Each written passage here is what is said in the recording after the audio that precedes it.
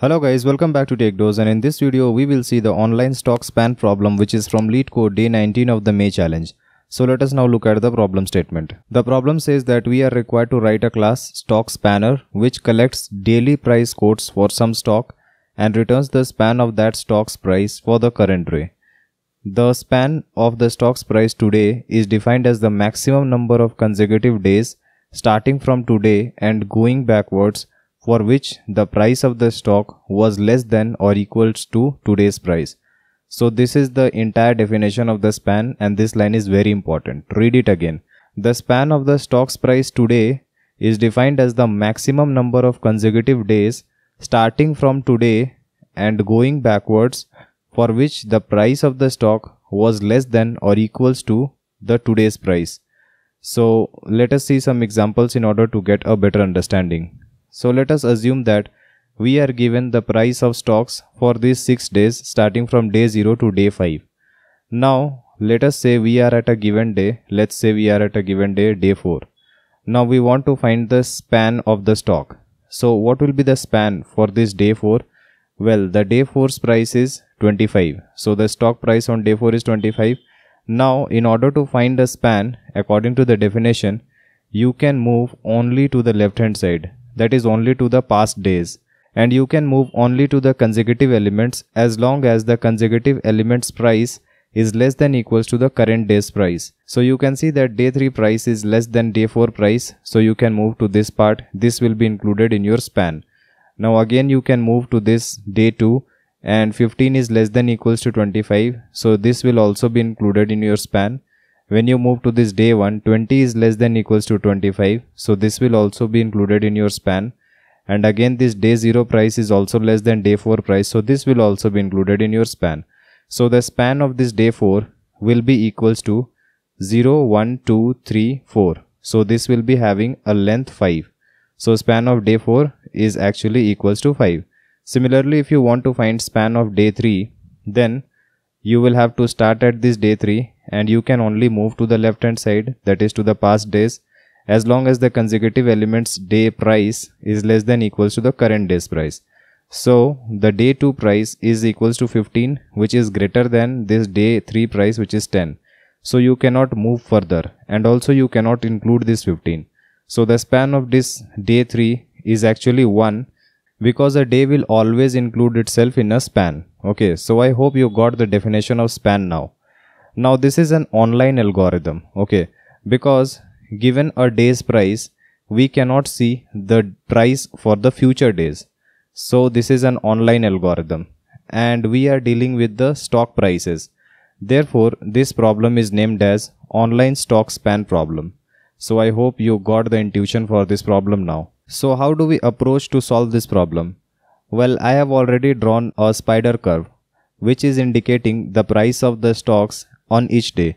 So we are starting from day 0 and ending at day 5, and this is the graph. Now given a day, let's say day 4, we want to find what will be the span of this day 4 moving to the left hand side. Therefore, what you actually need to find is, you need to find the previous greater element. So this problem is exactly same as finding the previous greater element for a given element in an array. So let us say your element is this 25. Now what is the previous greater element? There is no previous greater element. Therefore, the span of this index, that is index 4, will be equals to all the elements lying to the left hand side plus this current element, which will be equals to 5. Since the elements from 0 to 3 will be included in the span of 4, and also this element itself will also be included. Now let us assume that you are at this index 5 element, that is 22. Now what is the span of this 22? So you can only move to the left hand side and you will stop if you find an element having value greater than this current day price. So you will have to stop at this index 4, okay, because this is having a value 25. So we are basically finding the previous greater element. So the previous greater element of this 22 is actually 25. So this will not be included in our span. So our span will be current index minus the index where we stopped. So index is 4. So current index is actually 5. So 5 minus 4 will be 1. So the span of this element 22 will be equals to 1, since this will be including itself only and no other element. So I hope you got the idea about how to solve this online stock span problem. This is basically the same as finding the previous greater element. So which algorithm should we apply? How do we solve this problem? Well, what property do we need to maintain? Let us say we are given an array having elements 5, 4, 3, 2, 1, and now we have encountered an element 4. So we want to find the previous greater element. Now let us assume that we as a person start climbing from this lowest possible value, and we cannot climb greater than a value which we currently see, which is this 4. So we climb uphill, okay, and where will we stop? We will stop at this 4. So wherever we stop, the elements which we have covered will all be included in the span of this element 4. So this span of element 4 will be equals to all these 4 elements 4, 3, 2, 1 along with itself. So span of 4 will be equals to 5. Now maintaining the elements in decreasing order is very intuitive, since you want to find the previous greater element. Now maintaining the stack in decreasing order is not at all logical, since if you want to find out how high you can climb, you will always start from the root, that is, you will always start from the base and you will keep climbing unless you stop. So this is a very logical way of finding out how much you climb, and you cannot start from the high position from the top and you can search for how high you can climb. This is not logical, okay. So using this logic, you can say that we can maintain the stack in decreasing order. So maintaining the stack in decreasing order is the most logical way, since you want to find the previous greater element. So let us now see how this algorithm works. Now let us say we are given stock span for 6 days and the stock prices for each day are mentioned. So for solving this problem, we will be taking stack, and each element of the stack will actually be a pair which will be containing the index, that is the day number, and its corresponding value, that is the corresponding stock price on a given day. I will also take an index variable which will keep track of how many days we have encountered, that is how many days have already passed, and this will be output. Since this is an online algorithm, given a day we are required to give some output, okay. Let us assume that we start from this day 0. So whenever we go to any day, we will just increment the index first of all. So index will now be 0, saying that we are currently seeing day 0 element. So day 0 is having price 10 and stack is totally empty. So whenever stack is empty, we do not compare anything, we just output index plus 1. So the span of this first element will always be 1, because there is no element to the left hand side and every element should include itself. So span of any day will never be less than 1. So minimum span is 1. Therefore, I will have to print here 1. And before moving to the right hand side, we will have to include it in our stack. So index is 0 and value is 10. So we have pushed this element in the stack. Now we will move to the next element, which is having value 20. Now as soon as we move to the next element, we will increment this index value. This will now be 1, saying that we are processing day 1 element. Now on day 1, the value is 20. So we want to maintain the elements in decreasing order, as I said, because we want to find the previous greater element. So this is 20 and the top of the stack is having value 10. So a larger element cannot sit over a smaller element, since we want to maintain the stack in decreasing order. So as long as the top of the stack is less than equals to this current element, we will keep popping the elements. So this will be popped. Now the stack is empty, therefore we will simply push this element in the stack. So 1 and 20 will be pushed, and whenever stack is empty, then we will output index plus 1. So this will be 1 plus 1, which will be equals to 2, because the span of this element will include itself and all the elements to the left hand side, since the stack is empty. Now we move on to the next element. So this is 15. We will increment the index value 2. So we are processing day 2 element. Now we will see the top of the stack. Now you can see that 15 is actually less than the top of the stack. Therefore, what will be the output? What will be the span of this day 2? It will be equals to the current day index minus the top of the stack index. So it will be equals to 2 minus 1, which will be equals to 1. Once you print the output, you will push this. So a smaller element can sit over the larger element since you want to maintain this stack in decreasing order.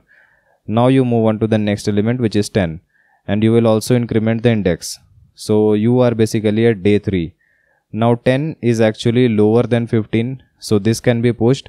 Therefore, what will be the span of this value 10? It will be equals to current day index minus the top of the stack index. 3 minus 2, it will be 1. So 1 will be printed. Now we will push this 10 along with its index value, which is 3. And now we will move to the next element, which is day 4. Index will increase to 4.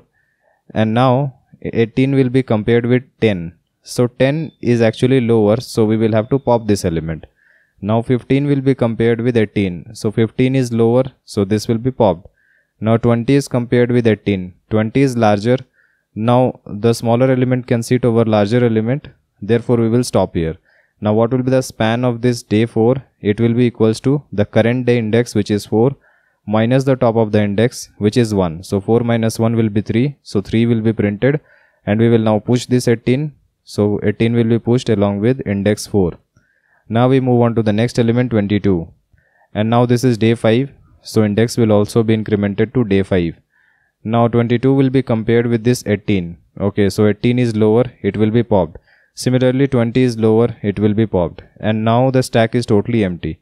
So whenever the stack is empty, this means that there is no previous greater element of this current element.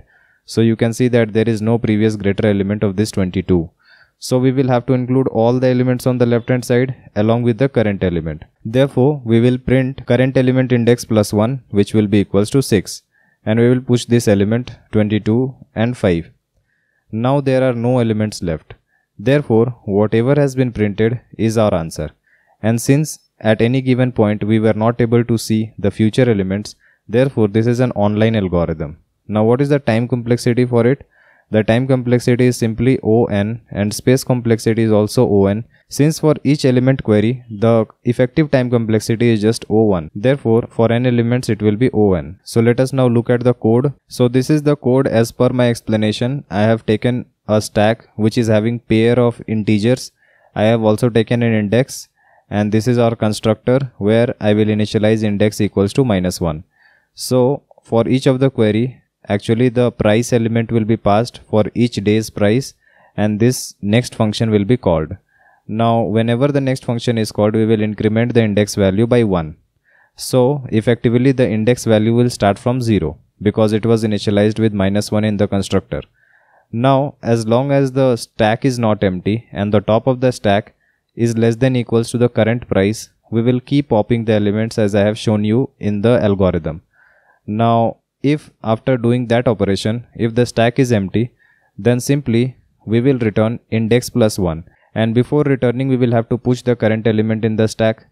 Otherwise, if the stack is not empty, then we will take the difference of the current index minus the top of the stack index, and we will return it as a result. So this is a simple code using stack for finding the previous greater element for all the elements in an array, which is an online algorithm. So I hope you are able to understand it. If you have any other approach or solution in different languages, then please post below so that everyone can take benefit from it. Like and share our video and subscribe to our channel in order to watch more of these programming videos. See you in our next video. Thank you.